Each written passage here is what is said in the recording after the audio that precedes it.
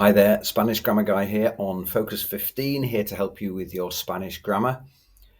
Today we're going to look at relative pronouns, very important part of Spanish language, in order to add extra information to nouns. Let's have a look.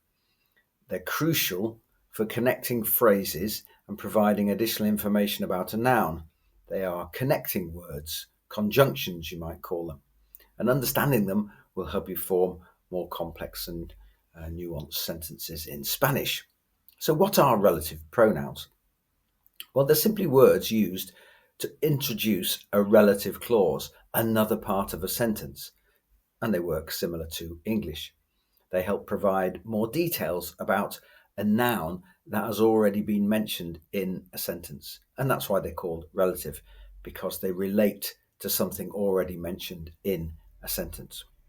So let's have a look at the most common relative pronouns. They are que, quien, cuyo, el cual, and lo que. And these are used differently, as we shall see now. Let's have a look at the most common one, which is que. And you would see it as a connecting word that connects two parts of a sentence. And it's the most versatile relative pronoun in Spanish, and it means that, or which, or it can mean who, or whom. So it's used for both people and things. Let's take this example here. El libro que compré es interesante. The book that I bought is interesting. So here, the relative pronoun que introduces extra information about the noun el libro in a second part of the sentence, which is called the relative clause. It's a relative clause because it relates to the first part of the sentence. It adds extra information about el libro in this case. So let's have a look at how some more common relative pronouns work, and they work in a similar way. First of all, we have quien or quienes, and this is used for people only. So quien is the singular form, and the plural form is quienes. And of course, they mean who or whom, and they're often used after prepositions. Let's have a look at this example here. La persona con quien hablé es mi profesora. The person with whom I spoke is my teacher, or in common English, the person who I spoke to is my teacher. Okay, so we can see how after the preposition con, we have quien that then links the two phrases la persona and hablé es mi profesora. Okay, so it's that conjunction, that linking word that relates two parts of a sentence together. Let's have a look at the next one, cuyo. Now, cuyo is one that indicates possession of something, and it has to agree in gender and number with the noun that it's modifying, with the noun that it relates to. It means whose, and it shows a possession of something. Let's have a look. La chica cuyo perro está perdido está preocupada. The girl whose dog is lost is worried.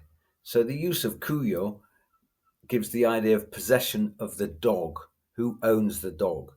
The girl owns the dog. And then it adds extra information about that dog, the fact that the dog is lost and the girl is worried. Okay, let's have a look at the next one, el cual and lo que. Similarly used for specificity and for ideas, to specify things and to talk about general concepts or ideas. For example, el cual is used for specificity, to avoid ambiguity, whereas lo que refers to general ideas or concepts, translating to something like what or that which. Let's show you this with a couple of examples here. La casa en la cual vivimos es antigua. So here the translation is the house in which we live is old.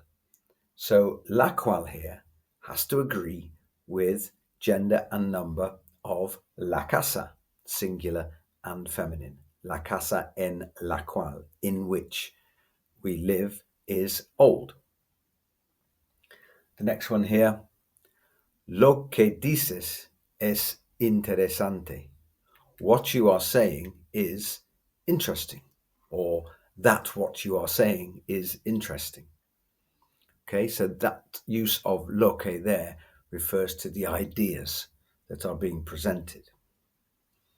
Okay, so when using relative pronouns, you have to consider the antecedent.